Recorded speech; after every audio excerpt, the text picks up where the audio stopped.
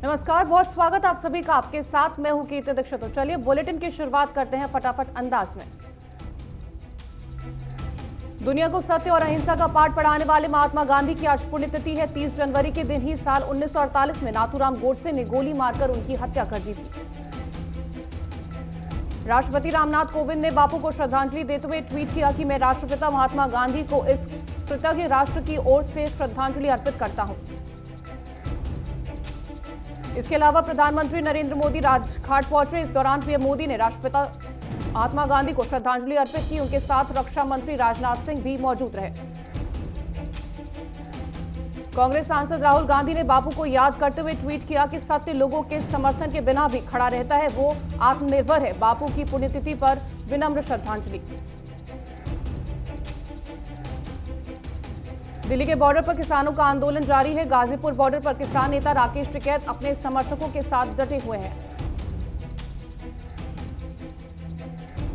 मुजफ्फरनगर में हुई महापंचायत में किसानों ने दिल्ली कूच करने का ऐलान किया, जिसके बाद से बड़ी तादाद में किसान दिल्ली का रुख कर रहे हैं। भारतीय किसान यूनियन के अध्यक्ष नरेश टिकैत ने कहा कि किसान आंदोलन जारी रहेगा। उन्होंने कहा कि वहां बहुत भीड़ है, धीरे धीरे वहां जाकर किसान आंदोलन को मजबूत बनाए। बीकेयू अध्यक्ष नरेश टिकैत ने कहा कि सरकार हठधर्मी हो रही है। अगर मुद्दे का हल नहीं होता है तो गाजीपुर बॉर्डर पर आंदोलन लंबा चलेगा। उन्होंने कहा कि नंदकिशोर ने आंदोलन को संजीवनी दी। आज किसान संगठन सद्भावना दिवस मना रहे। इस दौरान किसान भूख हड़ताल पर है। वो आज शाम सुबह से 5 बजे तक अनशन पर रहेंगे। किसान एकता मोर्चा के नेताओं ने सभी देशवासियों से अपील करते हुए कहा कि आप हमारे अनशन में शामिल हो, हमारा समर्थन करें। किसान आंदोलन के बीच गाजीपुर बॉर्डर और आसपास के इलाकों में इंटरनेट सेवा रोक दी गई है, जिस कारण स्थानीय लोगों को काफी परेशानी हो रही है। किसान नेता दर्शन पाल सिंह ने सिंघू बॉर्डर पर इंटरनेट सेवा बहाल करने की मांग की है। उन्होंने कहा कि हमारी बातें लोगों तक नहीं पहुंच सके, इसके लिए इंटरनेट बंद किया गया है। बीते दिन सिंघू बॉर्डर पर हुए बवाल में एफआईआर दर्ज की गई है। इस हमले में अलीपुर के एसएचओ घायल हो गए थे। इस मामले में हमलावर रणजीत सिंह समेत 44 लोगों को गिरफ्तार किया गया। पंजाब के मुख्यमंत्री कैप्टन अमरिंदर सिंह ने कहा कि लाल किले में जो हुआ उस पर किसी भी भारतीय को गर्व नहीं हो सकता। ये एक दुखद दिन था जब मैंने हिंसा होते देखी। कैप्टन ने आगे कहा कि मैं नहीं मानता कि किसान हिंसा में शामिल थे। जांच अधिकारी मामले की जांच करे और हिंसा में कौन शामिल है उसकी पहचान करे। किसान आंदोलन के बीच हरियाणा सरकार ने बड़ा फैसला करते हुए आज शाम 5 बजे तक कई जिलों में इंटरनेट सेवाओं पर रोक लगा दी है।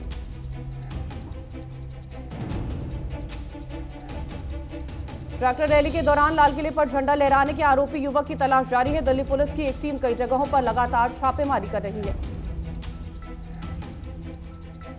लाल किले पर झंडा फहराने के मामले में अकाल तख्त के प्रमुख ज्ञानी हरप्रीत सिंह ने कहा कि फहराया गया झंडा निशान साहिब का था और इसकी खालिस्तानी झंडे से तुलना सिखों को मंजूर नहीं है। ज्ञानी हरप्रीत सिंह ने कहा कि धार्मिक ध्वज फहराने को जायज ठहराते हुए कहा कि ये कोई अपराध नहीं है। इसे लेकर बहुत अधिक शोर मचाया जा रहा है, ये निराधार है। नई दिल्ली स्थित इजरायल के दूतावास के पास हुए धमाके की जांच जारी है। इस बीच छानबीन के दौरान घटनास्थल के पास से एक लिफाफा मिला। ये लिफाफा इजरायली दूतावास के राजदूत के नाम है। इस लिफाफे को जांच के लिए फॉरेंसिक टीम को सौंप दिया गया है। इस लिफाफे और इसमें लिखे कंटेंट को जांच के लिए एक अहम कड़ी माना जा रहा है। दिल्ली में हुए धमाके के बाद केंद्रीय गृह मंत्री अमित शाह ने अपना बंगाल दौरा रद्द कर दिया है। इसी बीच अमित शाह ने सुरक्षा अधिकारियों के साथ बैठक की। बैठक में सुरक्षा और खुफिया एजेंसियों के आला अधिकारी भी मौजूद थे। बैठक में दिल्ली पुलिस को इस मामले की जल्द अपनी तफ्तीश पूरा करने के निर्देश दिए गए। इजरायल दूतावास के पास हुए बम धमाके में एक बड़ा खुलासा हुआ है। स्पेशल सेल से जुड़े सूत्रों के मुताबिक बम में अमोनियम नाइट्रेट के इस्तेमाल का अंदेशा है। धमाके वाली जगह से जांच एजेंसियों को सॉफ्ट ड्रिंक की कैन के कुछ टुकड़े भी मिले। शक है कि इसके जरिए विस्फोटक को तैयार किया गया। इजरायली दूतावास के बाहर ब्लास्ट के बाद मुंबई के सभी थानों को अलर्ट पर रखा गया है। शहर के सभी इलाकों में सुरक्षा बंदोबस्त सख्त कर दिए गए। मुंबई पुलिस ने मुंबई स्थित इजरायली काउंसुलेट की सुरक्षा बढ़ा दी है। पुलिस ने उन इलाकों में सुरक्षा कड़ी कर दी जिन इलाकों में इजरायल के यहूदी लोग रहते हैं। दिल्ली में इजरायल दूतावास के बाहर हुए धमाके के बाद उत्तर प्रदेश के सभी जिलों में अलर्ट जारी किया गया। अयोध्या में सुरक्षा बढ़ा दी गई। सीएम योगी आदित्यनाथ ने प्रदेश के आला अधिकारियों को प्रदेश में सतर्कता बरतने के आदेश दिए हैं। साथ ही पुलिस को गश्त बढ़ाने के निर्देश भी दिए। वहीं उत्तराखंड के हरिद्वार में महाकुंभ का आयोजन को देखते हुए वहां भी अलर्ट जारी किया गया। इस दौरान पुलिस बल लगातार चेकिंग कर रही है। राजस्थान के मुख्यमंत्री अशोक गहलोत ने प्रधानमंत्री नरेंद्र मोदी को पत्र लिख जीएसटी क्षतिपूर्ति की अवधि बढ़ाने की मांग की है। सीएम गहलोत के मुताबिक कोविड-19 महामारी का अर्थव्यवस्था पर गहरा नकारात्मक असर पड़ा है और यहां की स्थिति को सामान्य होने में लंबा समय लगेगा। इसलिए जीएसटी क्षतिपूर्ति की अवधि को बढ़ाया जाए। राजस्थान में जहरीली शराब कांड में सीएम अशोक गहलोत ने बड़ी कार्रवाई करते हुए पुलिस और आबकारी विभाग के 12 अधिकारियों को तत्काल प्रभाव से सस्पेंड करने के आदेश दिए हैं। सीएम गहलोत ने मृतकों के परिजनों को 2-2 लाख रुपए और उपचार करा रहे लोगों को 50-50 हजार रुपए की आर्थिक सहायता देने की घोषणा की है। किसान आंदोलन के बीच योगी सरकार ने सूबे के किसानों के लिए एक गिफ्ट दिया है। योगी सरकार ने गेहूं की एमएसपी फिक्स कर दी है, जिसकी खरीदी 1 अप्रैल से होने जा रही है।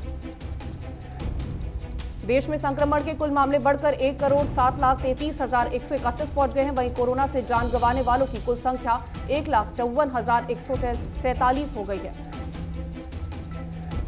पिछले 24 घंटे में कोरोना वायरस के संक्रमण से 13,083 नए मामले सामने आए। वहीं पिछले 24 घंटे में कोरोना की वजह से 137 मरीजों की मौत हो गई।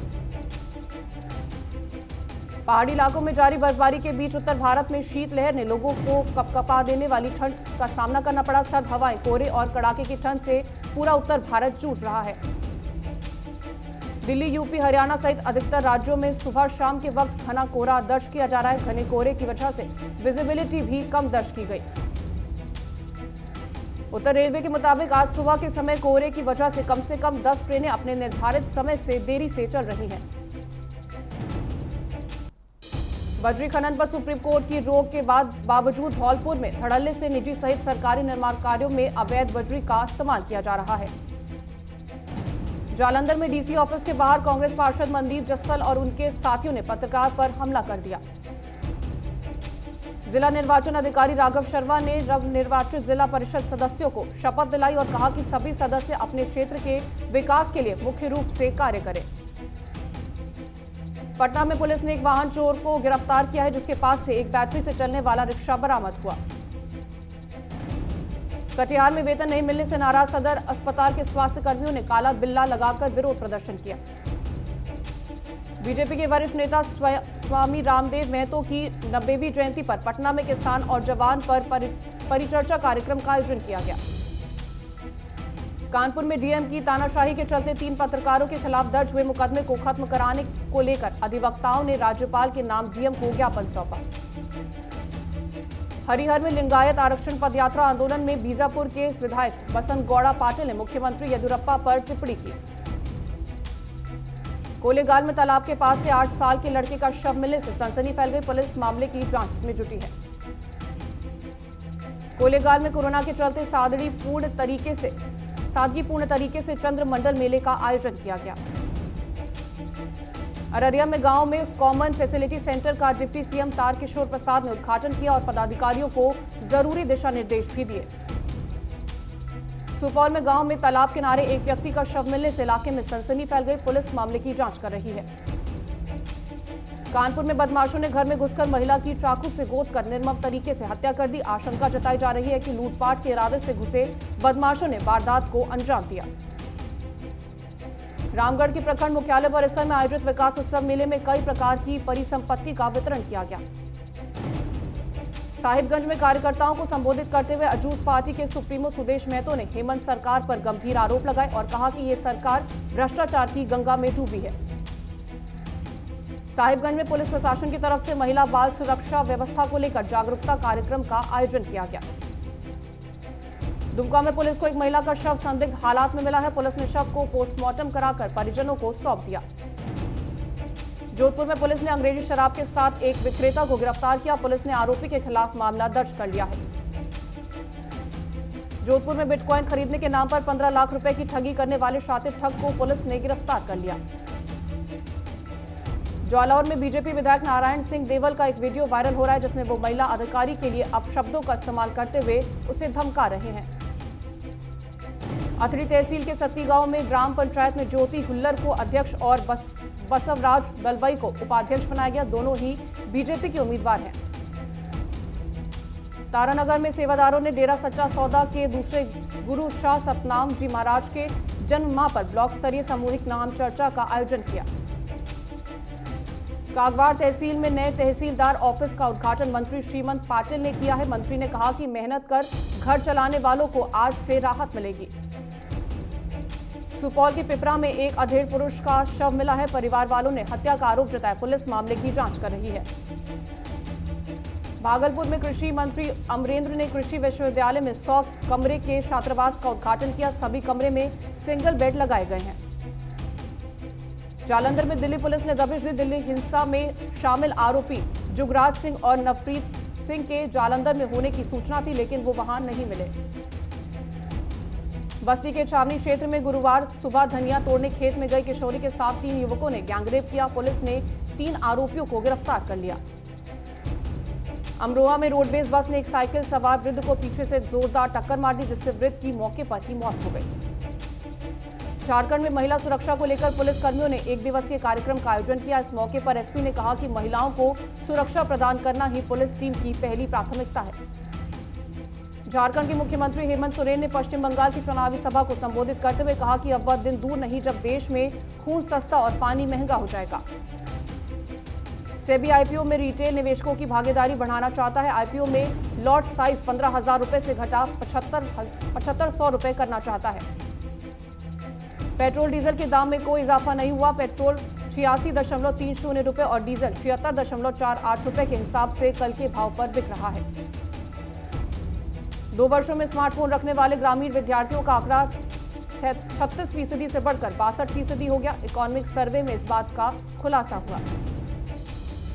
Xiaomi ने अपनी नई वायरलेस चार्जिंग तकनीक MI एयर चार्ज को पेश किया है। अब डिवाइस को चार्ज करने के लिए यूजर को किसी केबल पैड या वायरलेस चार्जिंग स्टैंड की जरूरत नहीं पड़ेगी। टिकटॉक के कर्मचारियों को भारतीय स्टार्टअप्स हायर करेंगे। बोले इंडिया और चिंगारी जैसे कंपनियों ने कुछ कर्मचारियों को अपनी टीम में शामिल करने की इच्छा जताई है। नए सब्सक्राइबर्स जोड़ने के लिए एयरटेल ने जियो को पीछे छोड़ दिया है। नवंबर में एयरटेल ने 43.7 लाख ग्राहक जोड़े हैं। अमेरिका की जीडीपी में 1946 के बाद सबसे बड़ी गिरावट। अमेरिका इकोनॉमी की ग्रोथ 2020 में 0 से 3.5% नीचे रही।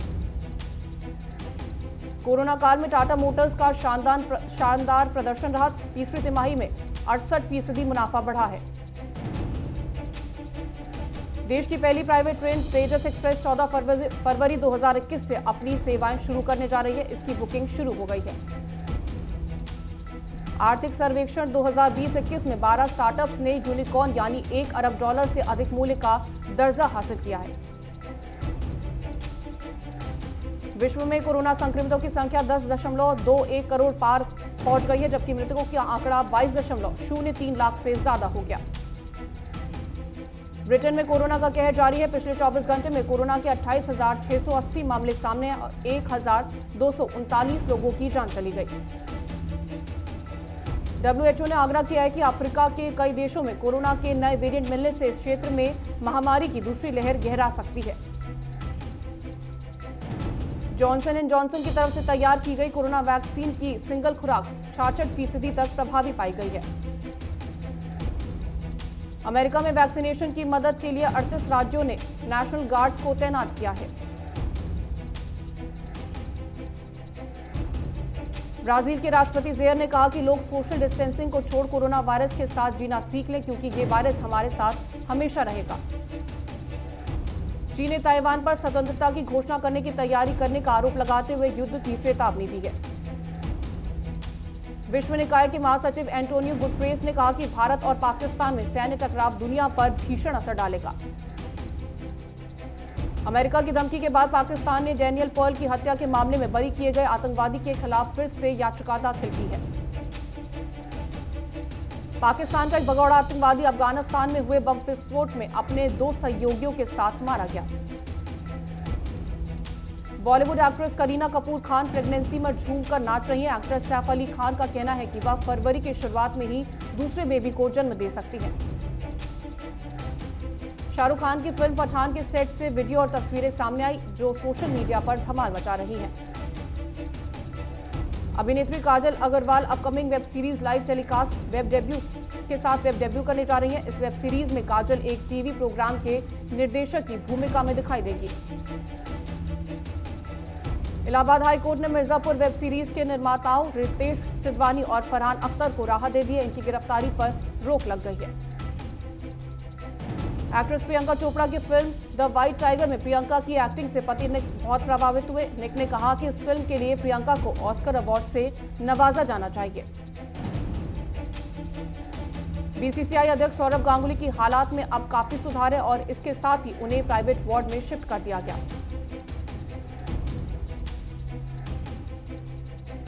34 साल के नोमान अली ने डेब्यू मैच में 7 विकेट चटकाए हैं।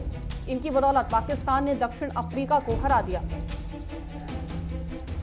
बीसीसीआई अब क्रिकेट के तमाम घरेलू टूर्नामेंट को दोबारा से शुरू करने का विचार कर रही है। सैयद मुश्ताक अली ट्रॉफी के बाद बीसीसीआई अब विजय हजारे महिला वनडे टूर्नामेंट और बीनू मार्कंड अंडर 19 ट्रॉफी भी कराएगा। इंग्लैंड के बैटिंग कोच बोले उन्हें अपने गेंदबाजों से ज्यादा उम्मीद नहीं है। वे चाहते हैं कि इंग्लिश बल्लेबाज बड़ा स्कोर बनाकर भारतीय टीम पर दबाव बनाए। बैंकॉक में खेले जा रहे badminton world federation world tour finals में वुमेन्स सिंगल्स में भारत की स्टार पीवी सिंधु ने अपना तीसरा मैच जीत लिया है। फिलहाल रुक रहे एक छोटे से ब्रेक के लिए। ब्रेक के बाद फौरन हाजिर होंगे।